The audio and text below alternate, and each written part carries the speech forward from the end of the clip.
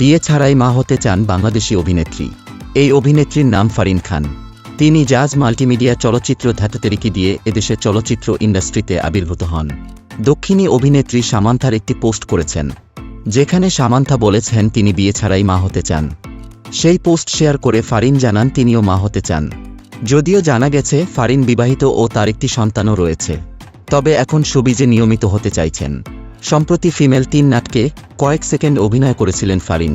কিছুদিন আগেই ফারিনের প্রেমের গুঞ্জন বাতাসে ভেসে বেড়াচ্ছিল।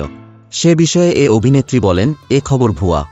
আমাদের এখানে পরপর একসঙ্গে জুটি বেঁধে কাজ করলে কিছুদিনের মধ্যেই তাদের প্রেমের গল্প ছড়িয়ে পড়ে। কেউ সত্য মিথ্যা যাচাই করে না, গুজব ছড়ায়। ফেসবুকে ছবি দেখে এক ফটোগ্রাফার মডেলিংয়ের জন্য প্রস্তাব দেন ফারিন খানকে।